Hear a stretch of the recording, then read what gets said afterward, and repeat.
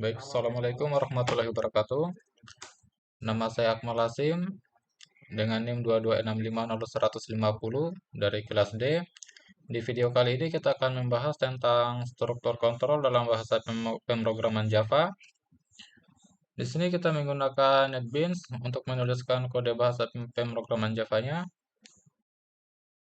Baik, langsung saja di sini saya akan menjelaskan ya, tentang if. Jadi struktur kontrol dalam bahasa pemrograman Java itu banyak, tetapi yang kita bahas di sini hanya if, switch, while, dan for. Baik, langsung saja. Di sini saya akan membahas tentang if. Di sini kita sudah mendeklarasikan sebuah variabel nilai dengan nilai 70.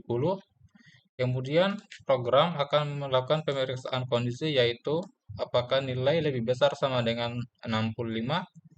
Di sini kita ketahui bahwa nilai itu memiliki nilai 70, berarti 70 itu lebih besar dari 65.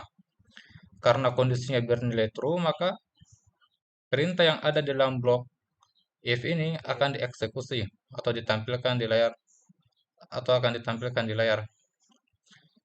Ketika kita mengubah nilainya lebih dari atau kurang dari 65, misalnya di sini saya ubah menjadi 50, maka perintah yang ada di sini tidak akan dieksekusi.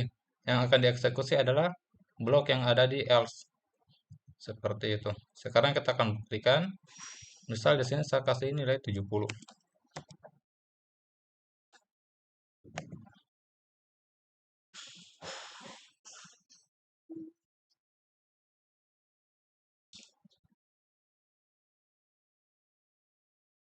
Jadi seperti yang kita lihat di sini, keluar perintah yaitu selamat Anda lulus ujian.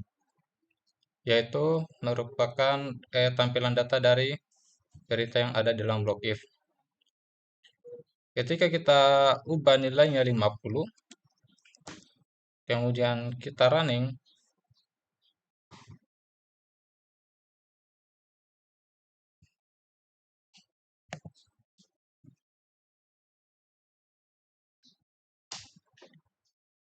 maka yang ketampilkan adalah perintah yang ada di dalam blok else, yaitu Anda tidak lulus karena tidak memenuhi syarat.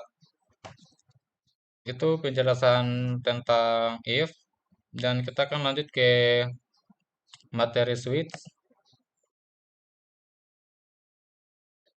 Jadi materi switch ini dia mirip seperti if.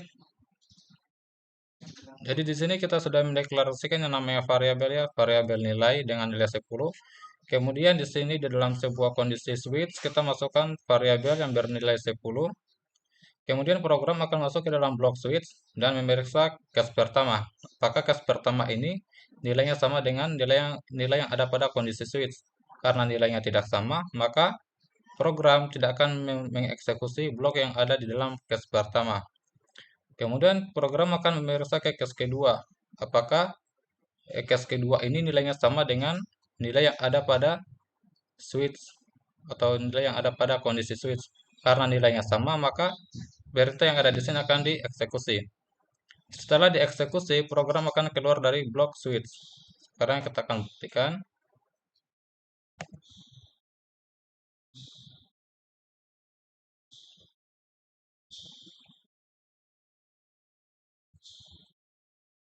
Jadi sini terbaca bahwa Anda memilih 10.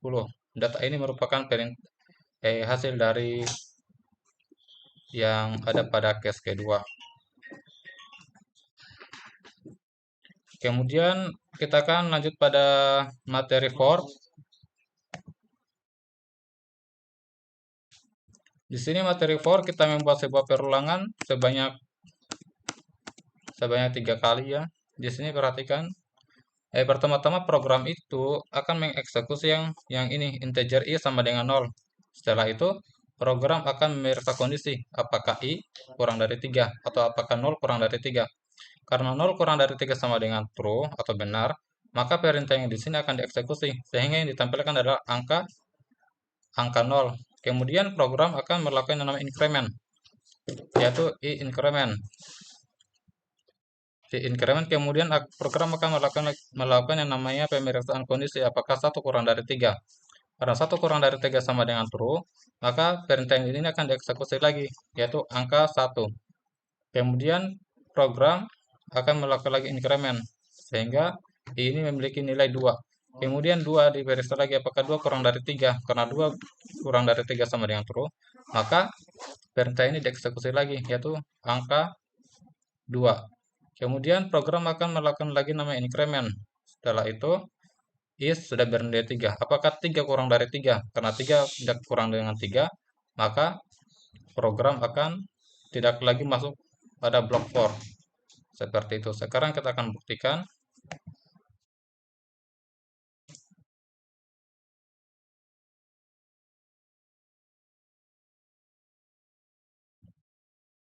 Baik, di sini menampilkan angka 0, angka 1, angka 2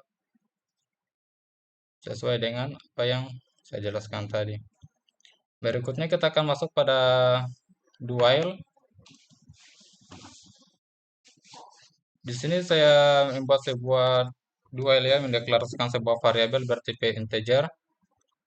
Di sini nilainya saya isi dengan nilai 5. Kemudian program akan masuk pada pengeksekusian perintah yang ini, sistem out print line, yaitu dieksekusi sebanyak nilai ini kan dia memiliki nilai 5, dieksekusi 5 kali. Kemudian nilai akan dikurangkan, atau nilai yang tadinya nilai 5 akan dikurangkan jadi 1 sehingga nilai akan 4. Apakah 4 lebih besar sama dengan 3? Karena 4 lebih besar sama dengan 3, maka program akan masuk lagi ke perintah yang ini. Ketika dia sudah masuk pada perintah ini, maka dia akan menampilkan lagi dieksekusi 4, dieksekusi 4 kali. Kemudian nilai yang ada pada variabel nilai ini, yaitu nilai 4, akan dikurangi lagi jadi nilai 3. Sehingga pemeriksaan kondisi lagi akan dilakukan, yaitu apakah 3 kurang dari sama dengan 3. Karena benar, maka program akan memeriksanya lagi, akan mengeksekusinya lagi, yaitu sistem out print line. Dieksekusi plus nilai-nilai ini kan nilainya adalah 3, maka dieksekusi 3 kali. Setelah itu nilai 3, nilai yang ada pada variabel nilai ini yaitu 3 akan dikurangi lagi 1. Nah, setelah sudah dikurangi, maka pemeriksaan kondisi akan dilakukan lagi, yaitu apakah angka 2 kurang dari sama dengan lebih besar sama dengan 3. Karena 2 tidak lebih besar sama dengan 3, artinya bernilai false, maka blok yang ada di sini tidak akan dieksekusi lagi. Seperti itu. Jadi seperti itu penjelasan saya tentang struktur kontrol yang ada di dalam bahasa pemrograman Java, dan lebih dan kurangnya mohon dimaafkan, dan terima kasih.